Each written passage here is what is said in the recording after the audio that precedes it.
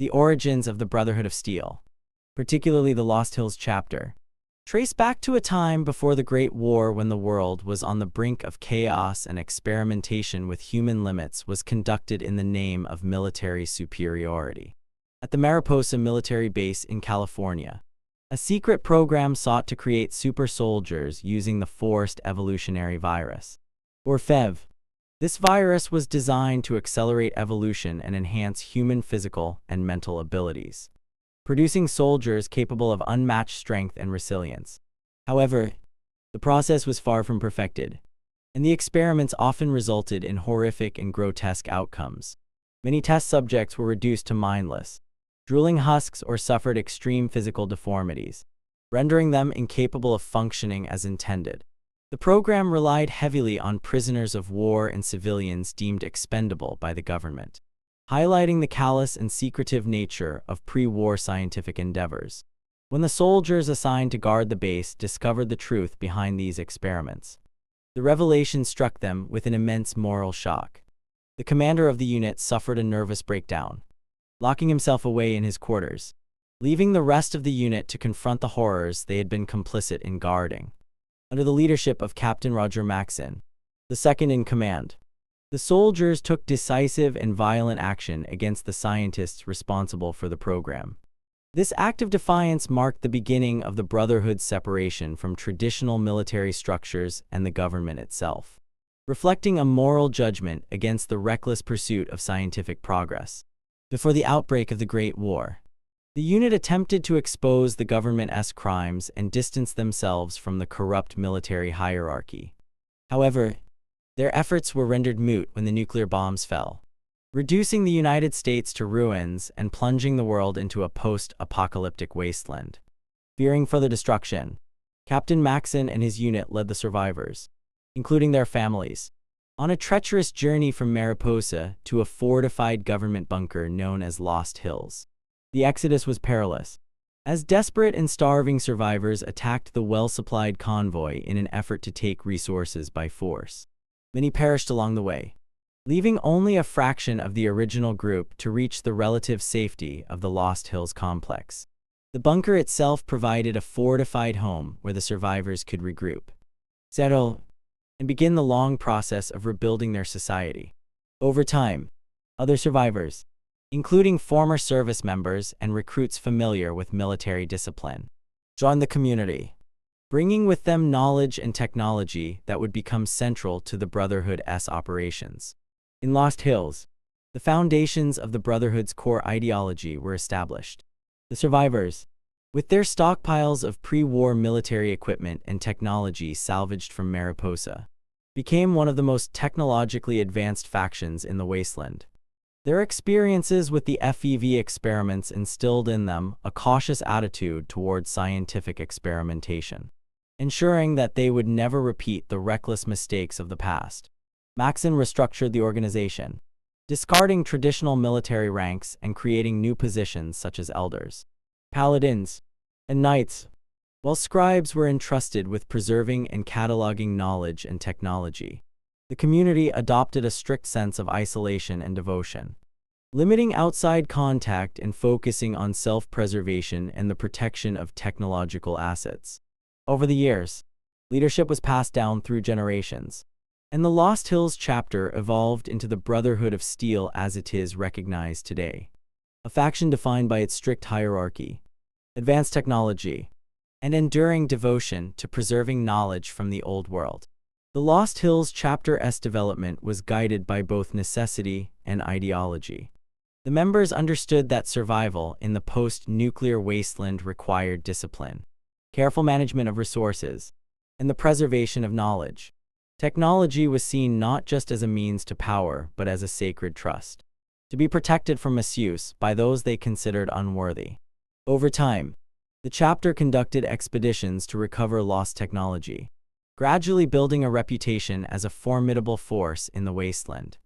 Their isolationist tendencies and secretive nature created an air of mystery around the chapter, leading to legends and rumors among other survivors. Despite this, the Lost Hills chapter remained a beacon of organization, structure, and technological prowess, setting a standard for other factions that would arise in the years following the war. The Chapter's influence extended beyond mere survival. It represented a continuity of pre-war ideals in a chaotic world. By controlling technology and maintaining strict discipline, the Lost Hills Brotherhood ensured that knowledge of the past was preserved, even as the world around them descended into anarchy. Their existence highlighted the tension between moral responsibility, scientific advancement, and the pursuit of power, illustrating the complex legacy of a faction born from tragedy, moral outrage, and a relentless desire to safeguard the remnants of civilization. The Lost Hills chapter, through its careful stewardship and enduring vigilance, laid the groundwork for the Brotherhood of Steel's enduring presence in the post-apocalyptic world. A symbol of order, strength, and the enduring quest to protect the knowledge of humanity. The Midwest or Chicago chapter of the Brotherhood of Steel represents one of the most enigmatic and mysterious branches of the faction. Its history filled with conflicting reports, rumors, and speculation. This chapter was part of the first wave of Brotherhood expansion eastward, a strategic effort by the Lost Hills leadership to extend their influence beyond the Western Wasteland and to recover and secure technology across a broader swath of the post-apocalyptic United States. The Chapter's journey began with a fleet of airships, the earliest precursors to the massive and heavily armed Pidwin-class vessels that would later patrol the Eastern Territories. These ships carried Brotherhood initiates, paladins, and scribes, along with supplies and technology crucial for establishing a foothold in the unknown Eastern Territories. Their destination was the Midwest, a region characterized by vast plains, devastated urban centers, and a chaotic mix of raiders, warlords, and independent settlements. The flagship of the expedition, however, faced immediate disaster when a powerful and unexpected radstorm struck, scattering the fleet and causing the flagship to crash amid the ruins of Chicago. The survivors were forced to navigate a devastated landscape that had become a dangerous no-man's land, where remnants of pre-war civilization clashed with the brutal realities of a post-nuclear world. Chicago and its surrounding regions offered a strategic location for a Brotherhood outpost due to its central position and its proximity to numerous resources and ruins containing pre-war technology. However, the records of the Midwest Chapter's activities quickly become inconsistent and difficult to verify. Some accounts claim that the Brotherhood used their isolation from Lost Hills as an opportunity to expand aggressively across the Midwest, forcibly annexing independent settlements such as Macomb, Rock Falls, and Jefferson City. According to these reports, the chapter established an authoritarian, almost feudal system in which local populations were compelled to provide food, recruits, and resources in exchange for protection. This protection was often essential, as the region was overrun with raiders, warlike tribes, and remnants of the Master's super mutant army. Survivors living under Brotherhood control described a regime that was rigid, disciplined, and unyielding, demanding obedience and loyalty in exchange for survival. The Midwest Brotherhood's approach reflected a pragmatic, sometimes ruthless, understanding of the post-war world, where survival required control over both technology and people. Beyond human populations, the chapter reportedly encountered and engaged with various threats, some of which remain shrouded in rumor and speculation. Tales circulate of skirmishes with rogue AIs operating out of secure military installations like Cheyenne Mountain, though these claims remain unverified. Nevertheless, what is certain is that the Midwest chapter maintained a persistent presence in the region, acting as a safe haven for survivors and a staging ground for further explorations eastward. The Brotherhood's focus in Chicago appeared to be twofold: securing and preserving technology for the faction and exerting control over a volatile region to prevent its resources from falling into the hands of raiders or rival factions. In doing so, they upheld the core ideology of the Brotherhood, prioritizing the collection and protection of advanced technology above all else, even when it required authoritarian measures to maintain stability. The Midwest chapter also faced challenges from within, as the isolation from Lost Hills and the pressures of frontier survival created tensions and divisions. Leadership decisions and priorities were often scrutinized by members, with some advocating for stricter adherence to traditional Brotherhood principles and others emphasizing expansion and influence. These internal dynamics influenced the Chapter's operations, shaping their interactions with settlements and shaping the methods by which they secured technology. Unlike the Lost Hills chapter, which maintained a relatively structured hierarchy and clear objectives, the Midwest Brotherhood operated in a fluid and sometimes chaotic environment, balancing survival, acquisition, and the need to assert dominance over a region that had been destabilized by nuclear war. Despite the uncertainty surrounding many of the Chapter's exploits, the Midwest Brotherhood undeniably served a strategic purpose in the broader expansion of the faction. Their presence allowed the Brotherhood to maintain a foothold in the central United States, providing intelligence, technology, and manpower that could support expeditions to both the East and West. Over time, the Chapter's role evolved as it dealt with the harsh realities of the wasteland, adapting to local conditions while retaining its central mission of technological preservation and military preparedness. The Chapter's impact on the Midwest was profound, both in terms of the communities it controlled and the influence it exerted over surrounding territories. Ultimately, the Midwest Brotherhood of Steel exemplifies the complex balance between survival, ideology, and power that defines the faction as a whole. Isolated from the central leadership at Lost Hills, the chapter developed its own strategies, policies, and relationships with the surrounding population, often blurring the lines between protector and authoritarian ruler. They preserved the Brotherhood's mission of technological stewardship while navigating the unpredictable realities of a post-apocalyptic Midwest, a region rife with danger, opportunity, and the remnants of humanity struggling to survive. The Chapter's history, though partially obscured by legend and rumor, underscores the adaptability, resourcefulness, and sometimes ruthless pragmatism that have allowed the Brotherhood of Steel to endure as a dominant force across the wasteland. The chapter led by Elder Owen Lyons, commonly referred to as Lyon's Brotherhood, represents a pivotal moment in the Brotherhood of Steel's expansion to the East Coast, particularly in the capital wasteland surrounding Washington, D.C. This expedition was a deliberate and carefully planned effort by the Lost Hills leadership to extend their influence beyond the Western territories and establish control over the rich pre-war technological resources of the former nation's capital. Unlike some of the other chapters, Lyon's Brotherhood initially experienced a relatively smooth journey to their destination, avoiding the catastrophic setbacks that befell the Midwest chapter. Upon arriving in the ruins of Washington, D.C., the expedition established its base within the remains of the Pentagon, a site that offered both strategic advantage and access to advanced pre-war military technology.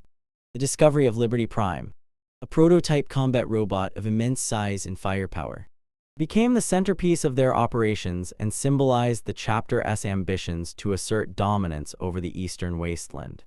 The robot represented not only technological achievement but also the potential to project force across the region, allowing the Brotherhood to enforce its objectives with unprecedented authority. As the scribes of Lyon's Brotherhood began studying Liberty Prime, the chapter faced the harsh reality of the capital wasteland, an ongoing super-mutant threat that could not be ignored. Vault 87 had become the breeding ground for countless mutants, whose relentless attacks on settlements created a state of constant warfare. Lyons, recognizing the danger posed by these mutants, shifted the Chapter's priorities from strict technological acquisition to active military engagement. The chapter became heavily militarized, focusing its resources and manpower on eliminating the mutant threat. This decision, however, placed immense strain on the Brotherhood's original mission and caused tensions within the ranks. Some members questioned the wisdom of diverting attention from the collection and preservation of technology to fighting a seemingly endless enemy, while others accepted the need to adapt to the realities of the wasteland. The reliance on Western chapters for recruits, supplies, and reinforcements became essential as the conflict dragged on, demonstrating both the interconnectedness of Brotherhood chapters and the challenges of operating far from the faction's traditional strongholds. Over time, The objectives of Lyon's Brotherhood diverged from the ideology of Lost Hills. Emphasizing a more interventionist approach, the chapter became heavily involved in local affairs, recruiting from settlements such as Rivet City and relying on new initiates from the wasteland to sustain its operations. This expansion of membership, while necessary for survival, created internal friction. Long-standing members and traditionalists began to resent the influx of outsiders, fearing that the chapter was straying too far from the core principles of technological preservation and isolation from non-Brotherhood societies. As the chapter's focus shifted toward immediate military concerns, some members felt that the original mission to safeguard technology and knowledge from misuse was being compromised. This ideological rift eventually led to a significant schism, giving rise to a splinter group known as the Outcasts. The Outcasts rejected Lyon's emphasis on humanitarian intervention and the integration of outsiders, choosing instead to adhere to the original doctrine of technological hoarding and preservation. They continued to operate independently, collecting and safeguarding valuable technology while maintaining strict adherence to the original Brotherhood ideals. Despite the internal division, Lyon's Brotherhood achieved notable successes in the capital wasteland. Their efforts against the super mutants were critical in securing human settlements and preventing further devastation. The chapter's military campaigns, while costly, demonstrated the effectiveness of coordinated Brotherhood operations and the value of advanced pre-war technology in combat situations. The activation and eventual deployment of Liberty Prime became a defining moment for the chapter, turning the tide against the mutants and establishing a precedent for the use of monumental technological assets as both a weapon and a symbol of Brotherhood authority. The chapter's integration into the Eastern Wasteland also facilitated the emergence of a centralized Eastern Brotherhood, setting the stage for future consolidation and expansion under new leadership. The legacy of Lyon's Brotherhood reflects both the successes and the complexities of the Brotherhood's expansion. By prioritizing immediate threats and actively engaging with the surrounding wasteland, the chapter adapted to the unique challenges of the East Coast, demonstrating flexibility and pragmatism. At the same time, these actions revealed the tension between the Brotherhood's traditional ideology and the practical demands of survival in a hostile environment. The resulting schism with the Outcasts highlighted the difficulties inherent in balancing mission objectives with operational realities, a challenge that would continue to shape the Brotherhood's identity and strategy in the years to come. Lyon's leadership left an indelible mark on the chapter, defining the East Coast Brotherhood as both a powerful military force and a faction capable of evolution, while also illustrating the potential consequences of straying from foundational principles in the pursuit of broader influence and control.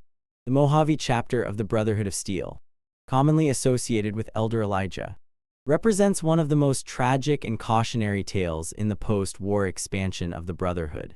This chapter, also referred to as the Wayward Chapter, originated from the Western leadership, setting out on a mission to extend the Brotherhood's influence into the deserts of the Mojave, a region fraught with both opportunity and danger.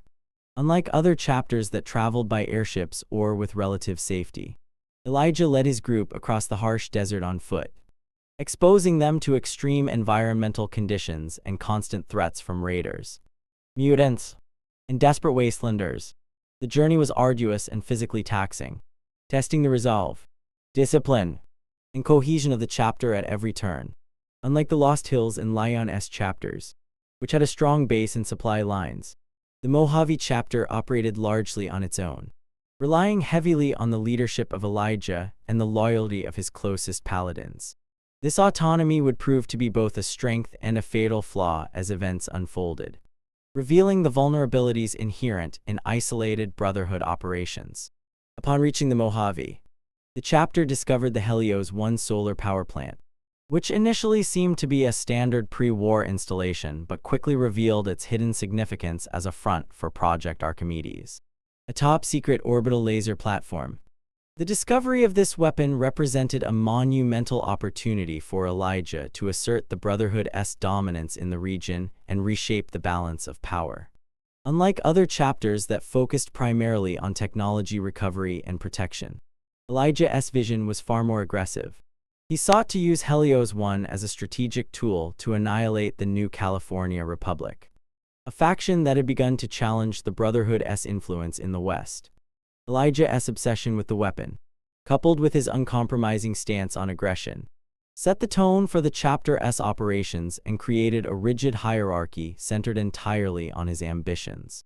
Every decision, from deployment of forces to the allocation of resources, was filtered through his singular objective of using the orbital laser as a weapon of mass destruction.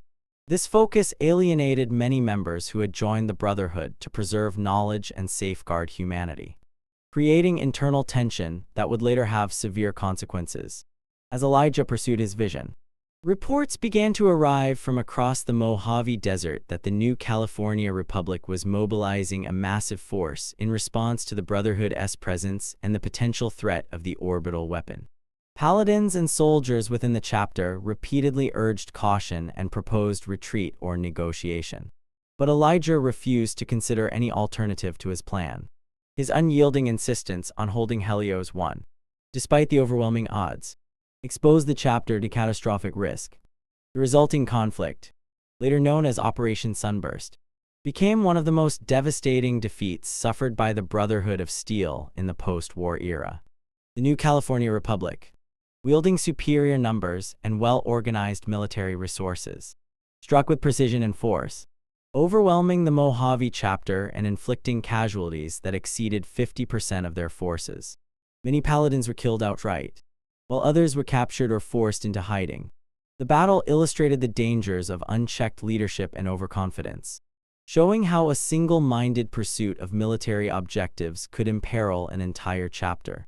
In the aftermath of Operation Sunburst, the Mojave chapter was effectively broken, retreating into Hidden Valley, a network of mountain bunkers that offered protection but also marked the beginning of a slow decline.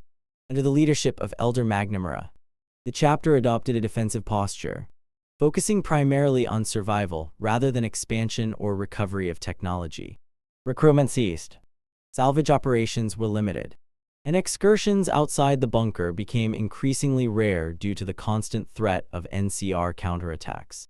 The once proud chapter, which had ventured into the Mojave with ambitious plans for domination, found itself reduced to a shadow of its former self, struggling to maintain cohesion and purpose in a hostile environment.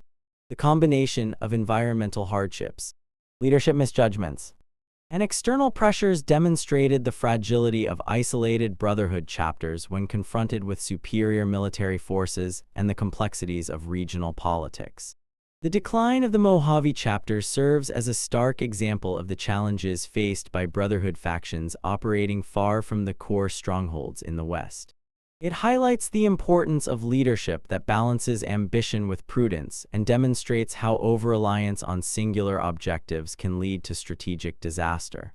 The chapter's history also reflects the broader tension within the Brotherhood of Steel between military aggression and the preservation of technology, illustrating how deviation from foundational principles can result in both loss of manpower and erosion of influence. Despite their current weakened state, the Mojave chapter retains remnants of its power and knowledge, serving as a repository of pre-war technology and a testament to the perils of overreach. The legacy of Elijah's wayward chapter remains a cautionary tale within the Brotherhood, a reminder that even the most disciplined and technologically advanced organization is vulnerable when leadership fails to consider the consequences of its actions and the limitations imposed by the environment. Adversaries. An internal dissent. The East Coast chapter of the Brotherhood of Steel represents the culmination of decades of expansion, adaptation, and consolidation, demonstrating both the strengths and the dangers inherent in the organization's core philosophy. Unlike many of the other chapters, the East Coast faction benefited from the guidance of Arthur Maxson, a direct descendant of Roger Maxson, who had grown up within the structures of the original Brotherhood. Arthur arrived on the East Coast as a young boy with Lyon's expedition, witnessing firsthand the challenges of establishing a foothold in a devastated and chaotic region.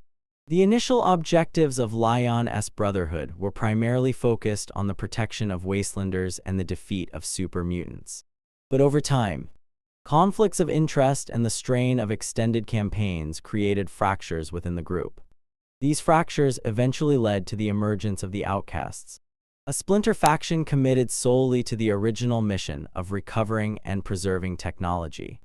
Arthur Maxson, taking leadership at the age of 16, inherited a faction struggling with identity, divided between warlike pragmatism and ideological purity.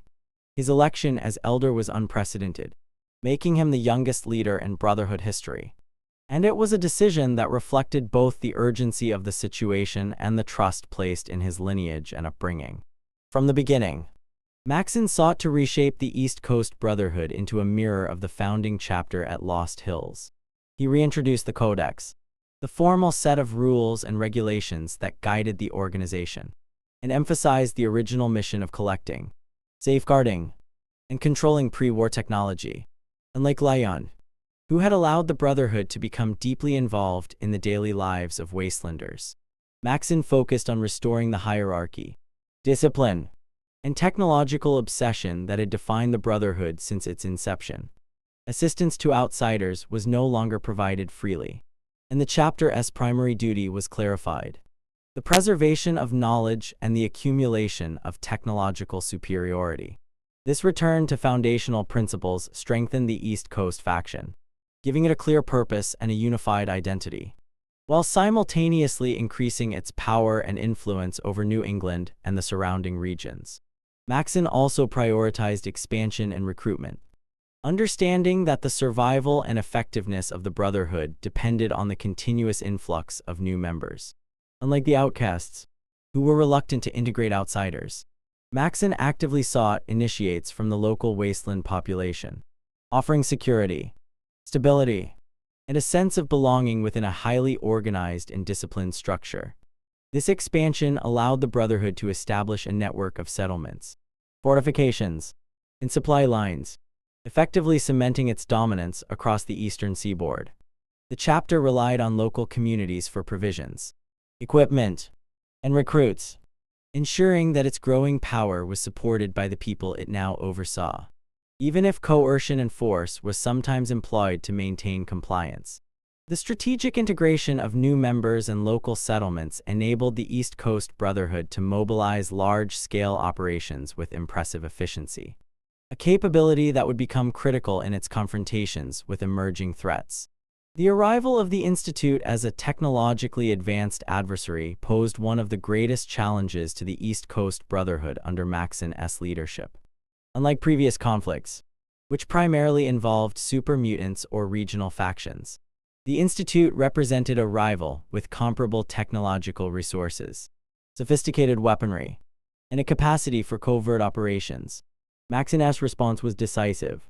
He mobilized the Brotherhood in full force, constructing the Pidwin as a mobile headquarters and warship, and prepared to engage the Institute directly. This campaign highlighted both the strength and the potential moral compromise of the Brotherhood under Maxson. To the average wastelander, the East Coast faction appeared as an oppressive and aggressive force, stripping resources, imposing strict rules, and emphasizing its dominance through military presence. Yet from Maxson's perspective, these actions were necessary to secure technological supremacy and protect the Brotherhood's long-term survival. The chapter's efforts against the Institute became emblematic of the fine line the Brotherhood walked between protection and domination, between ideological commitment and ruthless pragmatism. Over time, Maxson's leadership increasingly reflected a near-religious zeal for the Brotherhood's mission. The destruction of the Institute was framed not merely as a strategic objective, but as a moral imperative, a struggle between good and evil in which the Brotherhood occupied the righteous side. This perspective intensified the faction's willingness to employ force, exploit resources, and demand absolute loyalty from its members. Expansion, recruitment, and consolidation of power became intertwined with an ideology that justified aggressive actions as necessary for the greater purpose of preserving humanity's technological heritage. As the East Coast Brotherhood grew stronger, its influence extended across the region, reshaping the political, social, and economic landscape. Communities either aligned with or fell under the control of the faction, while rivals were neutralized or driven into hiding. The East Coast chapter, under Maxim, emerged as a formidable and feared organization, embodying both the potential and the dangers of the Brotherhood's philosophy. In conclusion, the East Coast chapter represents the culmination of the Brotherhood's evolution from a small, secretive group of technologists into a dominant military and ideological power. Arthur Maxim's leadership, grounded in both heritage and experience, transformed the faction into a disciplined, expansionist, and technologically superior force, while the chapter's achievements in recruitment, consolidation, and conflict management are remarkable. They also illustrate the inherent tensions within the Brotherhood, the pursuit of power, the strict adherence to ideology, and the moral ambiguities that accompany the accumulation of technological dominance. From its strategic operations against the Institute to its establishment of control over the Eastern Wasteland, the East Coast Brotherhood exemplifies the dual nature of the organization as both protector and oppressor, preserver of knowledge and enforcer of dominance, a powerful testament to the complexities of survival in a post-apocalyptic world.